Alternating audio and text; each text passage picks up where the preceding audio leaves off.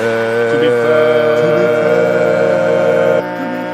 guys, welcome to Be Fair Sports Talk. My name's Dave Goodman, coming at you here with Corey Canzaneri, talking to you guys about the Buffalo sports news. And man, what a topic we have is Jake Fromm. He decided to use white elite people as a reference to only being able to buy guns, and saying that they need to be expensive for them to buy, so that way only white people can buy them. And man, it is just a unfortunate statement. It is very ignorant. It is something that he said just last year, and he tried to apologize for it. I have a statement right here from him. It says, "I am extremely sorry that I chose to use the words elite white people in a text message conversation. Although I never meant to imply that I am an elite white person, as stated later in the conversation, there's no excuse for that word choice and sentiment. Now more than ever is the time to support and togetherness, and I stand against racism 100%. I promise to commit myself to being a part of the solution in this country. I addressed my teammates and coaches in a team meeting today, and I hope they see this incident as not a representative of the person that I am. Again, I'm truly sorry for my words and actions and humbly ask for forgiveness." The Buffalo Bills later replied in a statement, and they said, "Earlier today, we became aware of the comments made in a text message conversation involving Jake Fromm in 2019. He was wrong, and he admitted it to us. We don't condone what he said. Jake was honest, forthcoming with us about the text exchange. We will continue to work with Jake on the responsibilities of being a Buffalo Bill on and off the field." I'll leave it to you, man. Go ahead. All right, my thing is this. All right, how many times as a nation, as a group of Americans, are we gonna let this type of shit go?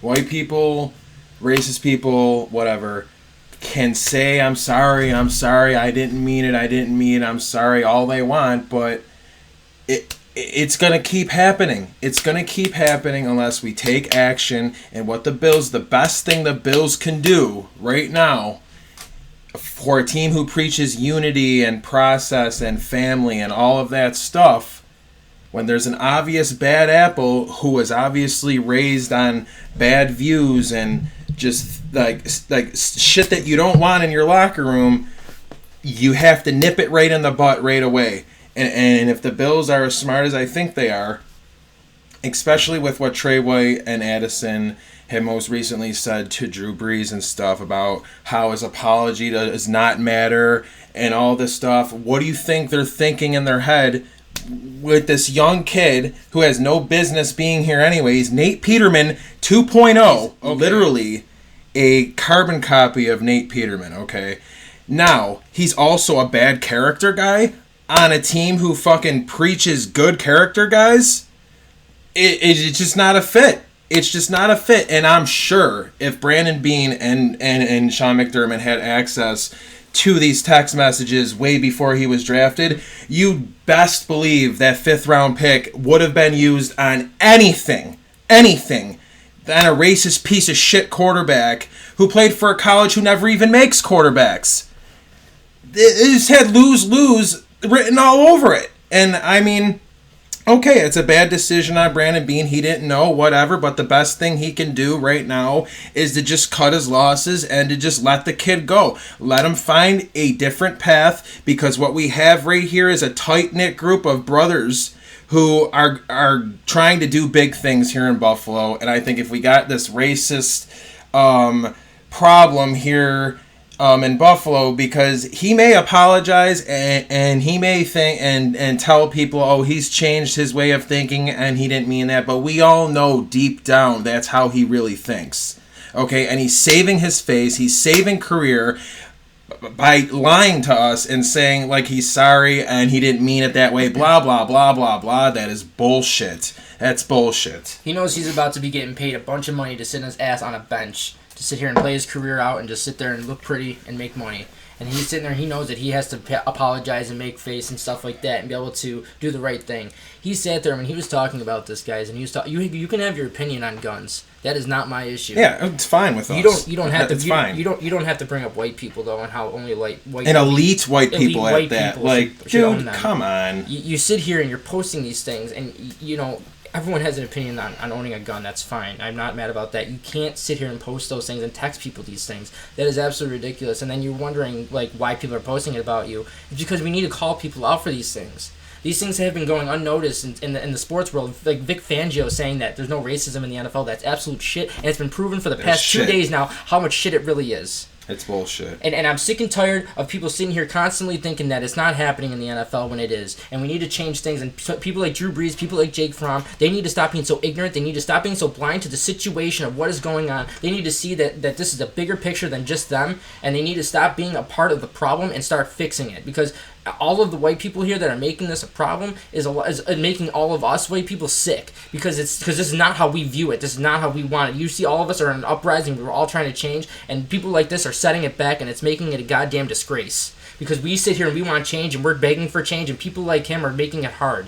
And these are public figures. These are people that are sitting here have a bigger voice than any one of us could ever imagine having. His voice matters, and his voice resonates with people in Georgia. His voice resonates with people there. They don't recognize that football, that's a football place. They don't recognize how big Georgia is there. Are you kidding me? That is one of the biggest football towns in the nation. That is ridiculous. You can't be treating people this way. You can't say those things. This was last year. This wasn't a 16-year-old kid. This wasn't Josh Allen posting lyrics of a song and posting quotes from a show. This is ridiculous. For people to even try to compare what Josh Allen said, he was quoting a song from Rick Ross. Okay? He was literally posting lyrics from a song him and his teammates liked. That is not the same thing as Jake Fromm saying that white people should have certain rights to guns for the simple fact they're elite white people. That's not comparable at all to what Josh said. Okay, Josh is not a racist. As soon as those texts surfaced, Josh went on record. He immediately addressed his team, and it wasn't even that bad anyway. But he still thought it was important enough to address his team. So for people to say that what Jake Fromm did is comparable to Josh Allen, no, it is way worse. It is way worse. It's way worse. It's 100% worse, guys. And like I said, Josh was a little kid. He was 15. He was 16, 15 years old, and Fromm's what, 21.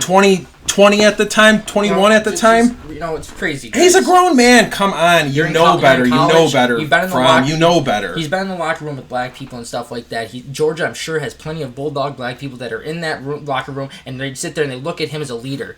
And they sit there and look at him as a leader to sit here and trust his words and say they trust his leadership and trust his honesty. Because I'm not trusting his on the field play. No. I fucking know that. No. And now I can't even trust his fucking word now because of what he says in text messages. Because now I know the real Jake Fromm. And if I'm a player in that locker room, now I know the real Jake Fromm. And he hasn't even practiced with me yet.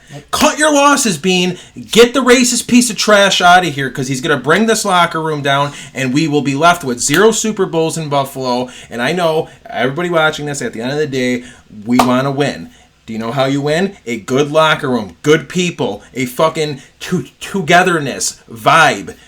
With a guy like Jake Fromm, you're rippling that. There's a big crack and a ripple in that now. So the best thing Brandon Beane can do, and I know it's harsh kind of, but if Fromm is good enough, he's going to find a home. He's going to have a few years in the league. He's going to have his chance. But I don't want it here anymore. I don't want it here with all the rioting in Buffalo, all the protesting and shit. This happens, and people know that they're a quarterback on their favorite team's a racist. Come on, guys. Yeah, think, Brandon Beane. Yeah. Get him out of here. Yep. Well, guys, I just want to say thank you so much. We wanted to talk to you guys about this. This is a very serious topic for both of us. I think this is a topic that needs to be addressed every day. We need to sit here and keep making change. I want to say thank you guys so much for coming and talking to us, or listening to us and everything like that. If there's anything you guys want to comment down below and stuff like that, please let us know. We'll love to hear you guys' opinions and everything like that as well. Thank you guys so much. Have a good day. Go Bills. Go Bills, baby.